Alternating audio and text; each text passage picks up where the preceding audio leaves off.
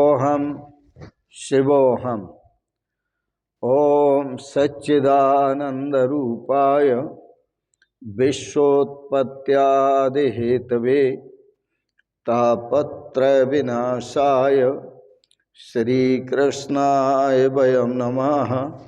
श्रीकृष्णाय वयं नमः। ओम अखंडानंद बोधाय शिष्य संतापहारिणे सच्चिदानंद रूपाय तस्मै श्री गुरवे नमः। तस्मै श्री गुरवे नमः। पूर्व प्रसंग में आप श्रीमद् भागवत पर सुंदर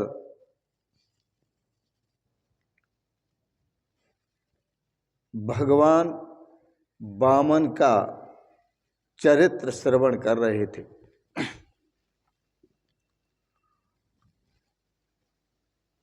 वामन भगवान के चरित्र से आपको अपने चरित्र के निर्माण के लिए बहुत शिक्षा प्राप्त हुई। श्री सुखदेव जी कहते हैं, राजन सावधान, आगे शरणागति की कथा आती है। शरणागति की कथा प्रारंभ होती है रास लीला में भी जाना होता है तो परमात्मा की शरणागति स्वीकार करना हो या रास लीला में जाना हो,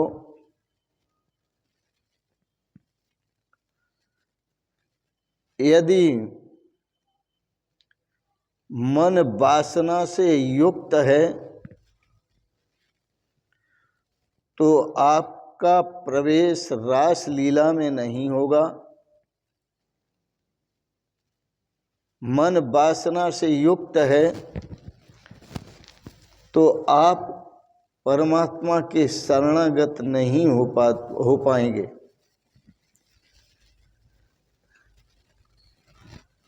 महाप्रभु ने कहा, बस एक ही वृत्ति रखो,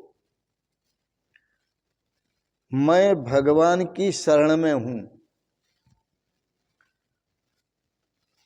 शरण्यमन्यम यदहम न जाने, और भगवान को कह दो मैं आपके सिवाय किसी और की शरण नहीं जानता।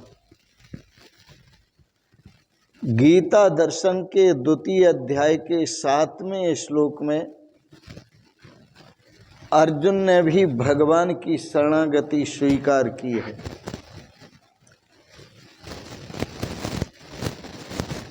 जो शरण में आ जाता है भगवान उसका उद्धार करते हैं। श्री सुखदेव जी महाराज वर्णन करते हुए कहते हैं, राजन,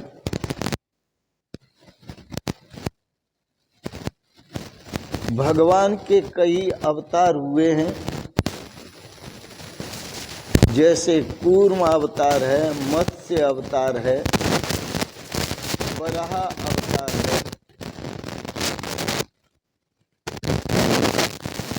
यहाँ सावधानी यह बरतने की है और समझने की है।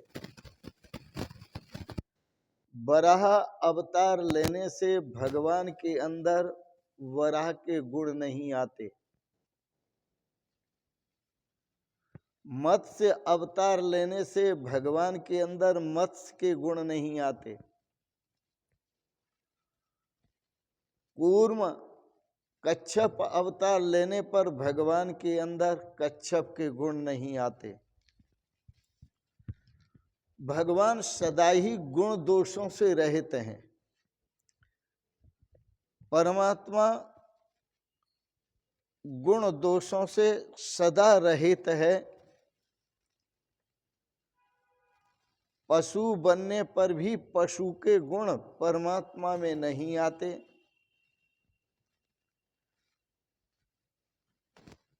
और पशुओं के जो गुण धर्म हैं वो परमात्मा को छूते भी नहीं।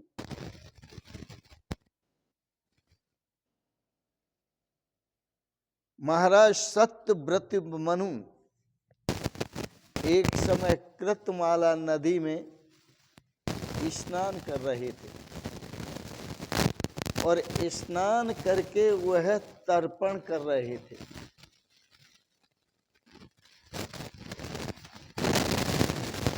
तो कृतमाला नदी के किनारे बैठकर जब तर्पण कर रहे थे, तपश्चर्या करते करते तर्पण कर रहे थे, यह नदी त्रिवेंद्रम की तरफ बहती है।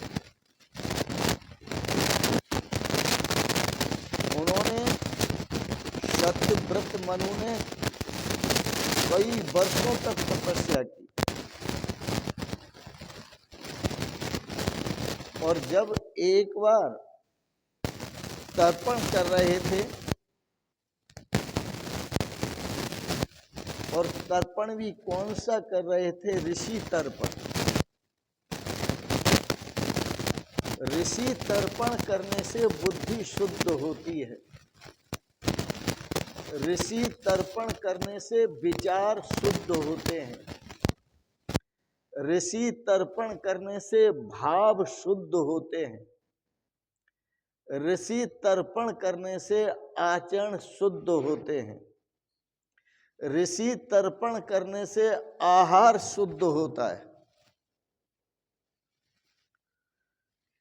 हमारा पूरा भारतवर्ष धर्म प्रधान देश है। ऋषियों का स्मरण करने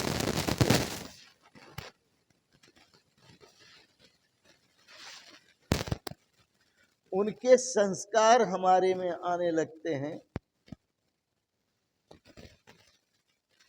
ऋषियों का स्मरण करने से हमारे जीवन का परिवर्तन होने लगता है। हमारे बुरे संस्कार नष्ट होने लगते हैं। अच्छे संस्कार जमने लगते हैं, स्थिर होने लगते हैं। आज की शिक्षा तो धर्म की शिक्षा नहीं रही। आज की शिक्षा में धर्म का कोई स्थान नहीं है।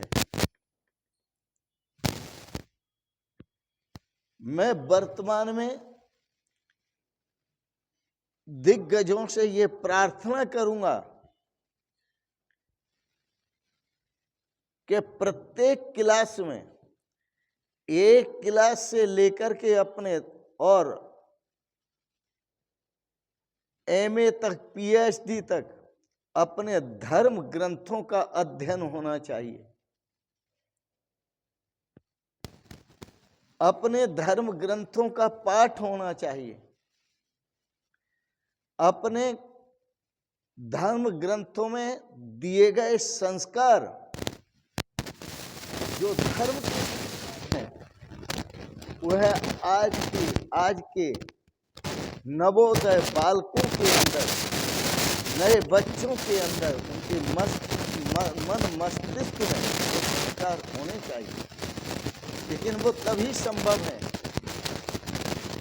जब अपने ग्रंथ, धर्म ग्रंथों को सिलेबस में, कक्षाओं में नियमित रूप से पढ़ाया जाए। जल तर्पण करते हुए मनु महाराज के हाथों में मत्स्य नारायण आए। वह छोटे से थे, नारायण तो बाद में समझा गया उनको। छोटी सी मछली उनके अंजलि में आ गई। उस मछली को वह मनु महाराज छोड़ने लगे, सत्यव्रत मनु, जल में ही, क्योंकि मछली का घर तो जल ही है। तो उस मछली ने कहा, मैं आपके हाथों में आई हूं, मैं आपकी शरण में आई हूं, इसलिए रक्षमाम पायमाम, आप मेरी रक्षा कीजिए। सत्यव्रत मनु विचार में डूबे।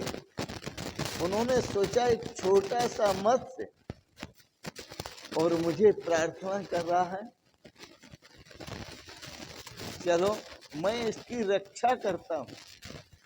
उन्होंने उस मत्स्य को लिया और अपने कमंडल के जल में रख लिया। वह मत्स्य दिनों दिन बड़ा होने लगा और जब बड़ा होने लगा तो उन्होंने बड़ी जगह देखी, दिनों दिन विशाल हुआ। सत्यव्रत मनु को आश्चर्य होने लगा। सोचा यह जो मत्स्य है यह कोई साधारण मत्स्य नहीं है, यह असाधारण मत्स्य है। उन्होंने उसे बड़ी जगह छोड़ दिया, फिर और बड़ी जगह छोड़ा, फिर और बड़ी जगह छोड़ा। तो जल में छोड़ते गए। जब वह बड़ा हुआ तो उसको छोड़ने लगे। तो यह जो मत्स्य है, यह मत्स्य है क्या? श्रीमद् भागवत में मत्स्य का उदाहरण व्यक्ति के मन से दिया है। मत्स्य का उदाहरण वृत्ति से दिया है। यह जो वृत्ति आपके पास है, यह वृत्ति ज्यों-ज्यों आप अपनी आवश्यकताओं को पूर्ति करने में लगे हुए हैं, वैसे वैसे यह वृत्ति बड़ी होती जाती है, वृत्ति विस्तार लेती जाती है। ऐसे ही मन का जो संकल्प है, आप मन के अनुसार जो भी इकट्ठा करते रहते हैं, जिसका भी संकलन करते हैं, मन और बढ़े के लालच में आगे बढ़ता है। तो यह वृत्ति ही आपकी मत्स्य है, यह मन ही आपका मत्स्य है। लेकिन यह मन, यह वृत्ति विशाल बने, किंतु तब तक यह वृत्ति विशाल नहीं बनेगी जब तक यह वृत्ति ब्रह्माकार नहीं होगी। जब तक यह वृत्ति ब्रह्माकार नहीं होगी तब तक इस वृत्ति को शांति भी नहीं मिलेगी और सुख भी नहीं मिलेगा, आनंद भी नहीं मिलेगा। अहम और मम, इस वृत्ति से ये दो वासनाएं दूर होनी चाहिए। एक अहम और एक मम। अहम का अर्थ होता है ये मैं हूं और मम का अर्थ होता है ये सब मेरा है। न यह मैं हूं और न ये मेरा है, यह मेरा है। बस एक ही भाव होना चाहिए। वह भाव है मैं सर्व में हूं, मुझ में सर्व है, मैं सब में हूं, सब मुझ में है। एक ही भाव, ब्रह्माकार वृत्ति, मैं सब में हूं और सब मुझ में है। तो मन के आवरण को तोड़ने के लिए, वृत्ति के आवरण को तोड़ने के लिए ब्रह्माकार वृत्ति का होना बहुत आवश्यक है। मैं सब में हूं, सब मुझ में है। वही मैं हूं, वही मैं हूं, वही मैं हूं, वही मैं हूं, वही मैं हूं, वही मैं हूं, वही मैं हूं, वही मैं हूं।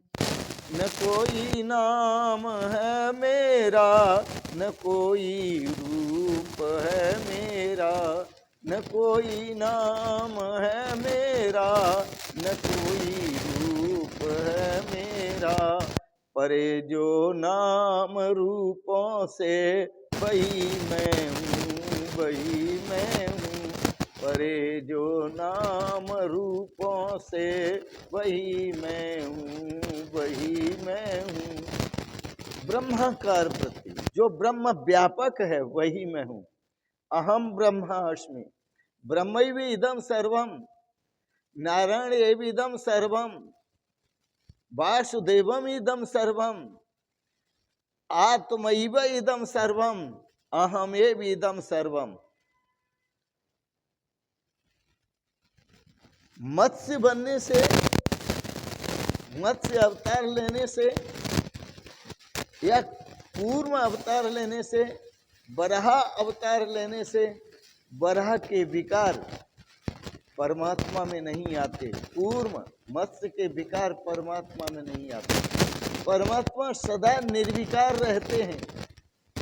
जैसे दीपक, आप दीपक के प्रकाश में चाहे भागवत का पाठ कर रहे हैं, चाहे तो भागवत का पाठ कर रहे हैं, और चाहे दीपक के प्रकाश में चोरी हो कर रहे हैं, चाहे निंदा कर रहे हैं, चाहे स्तुति कर रहे हैं, अरे दीपक के प्रकाश को और दीपक को दोष नहीं लगता। भागवत के पाठ का पुण्य दीपक को नहीं मिलता, और चोरी करने का पाप भी दीपक को नहीं लगता। इसी प्रकार परमात्मा सबके अंदर दीपक की ज्योति की तरह है, जो उसके प्रकाश में सब कार्य हो रहे हैं, लेकिन उसे कोई दोष नहीं लगता, वो सदा निर्दोष रहता है। गीता दर्शन में कहा, ईश्वर सर्वभूतानां हृदय देशे अर्जुन तिष्ठति। ईश्वर सभी भूत प्राणियों के हृदय में है, विराजमान है, और भूत प्राणी जो भी कार्य करते हैं, अच्छा करते हैं या बुरा करते हैं, उस परमात्मा को बुरे का पाप नहीं लगता और अच्छे का पुण्य नहीं लगता। परमात्मा पाप और पुण्य से रहित हैं। परमात्मा सभी के हृदय में विराजमान है और दीपक की भांति प्रकाशवान है। उसी परमात्मा के प्रकाश में ही हर व्यक्ति कार्य कर रहा है। आपका शरीर हो, जीव हो, संसार की कोई वस्तु व्यक्ति हो, यह परमात्मा तो स्वयं प्रकाश है, परंतु सभी वस्तु व्यक्ति अवस्था संपत्ति यह परमात्मा के द्वारा प्रकाशित है। सभी कुछ परमात्मा के द्वारा प्रकाशित है, परंतु परमात्मा स्वयं प्रकाश है। तो परमात्मा पर प्रकाशी है और स्वयं प्रकाश है। परमात्मा दूसरों को भी प्रकाशित करते हैं और अपने आप को भी प्रकाशित करते हैं।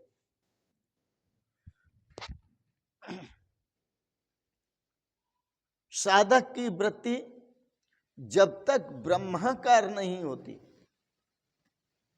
साधक की वृत्ति जब तक प्रवृत्ति मार्ग को नहीं छोड़ती, तब तक उसे शांति नहीं मिलती।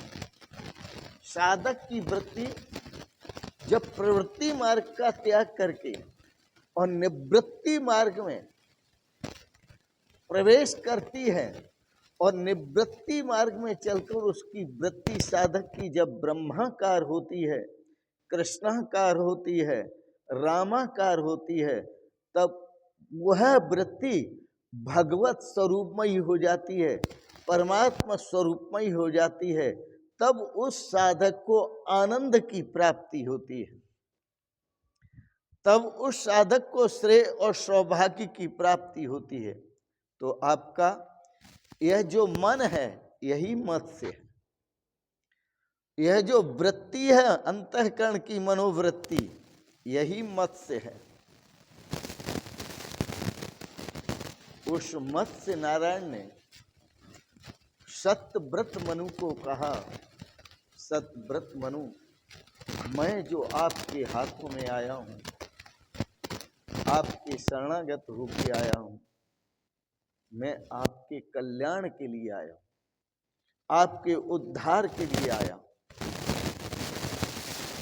आज से मत्स्य नारायण का आज से 7वें दिन महाप्रलय होने वाला है, जिसमें सर्वनाश हो जाएगा, सबका नाश हो जाएगा। तब तुम मेरा स्मरण करना, मेरी शरण में रहना, मैं तुम्हारी रक्षा करूंगा। और अपनी नैया को, नौका को रस्सी से मेरे 2 सींग जैसे दिखाई देंगे, महाप्रलय में उस सींग से बांध देना, मैं आपकी नौका को पार लगाऊं। आपकी जीवन रूपी नौका है, परमात्मा इसके खेवनहार हैं। यह संसार ही भव सागर है, इससे पार जाना है तो आप अपनी प्रेम रूपी वृत्ति से अपनी लगन परमात्मा के साथ लगाएं, परमात्मा का स्मरण करें और परमात्मा का ध्यान करें और परमात्मा से ही प्रार्थना करें, कन्हैया मेरी नैया लगाए देव पार, कन्हैया मेरी नैया लगाए देव पार। जब आपकी वृत्ति परमात्मा के स्वरूप में लगी होगी और वह वृत्ति जब परमात्माकार होगी, तो परमात्माकार होने से वह वृत्ति परमात्मा स्वरूप में ही समाहित हो जाएगी, परमात्मा स्वरूप के साथ एक हो जाएगी। इस वृत्ति के परमात्मा स्वरूप के एक होने में, ब्रह्माकार होने में, परमात्माकार होने में ही आनंद है, शांति है, शाश्वत सुख है, शाश्वत आनंद है। इन शब्दों के साथ ही वाणी को विराम देते हुए आपने बड़े प्रेम और श्रद्धा से श्रीमद् भागवत पर सुंदर विचार श्रवण किए, इसके लिए बहुत बहुत अनुग्रहित हैं। और एक बात जरूर कहेंगे, मंगलमयी, अनंत मंगलमयी शुभकामनाएं करते हुए भगवान आपको सपरिवार सदा स्वस्थ और सुखी रखते हुए आपका मन अपने श्री चरणों में लगाएं, आपकी वृत्ति परमात्मा अपने आप में लगाएं, जिससे आपका जीवन सार्थक हो, उद्धार हो। इन शब्दों के साथ ही आपको बहुत बहुत शुभकामनाएं, बहुत बहुत आशीर्वाद, बहुत बहुत प्रणाम प्रणाम प्रणाम। शिवोहम शिवोहम शिवोहम।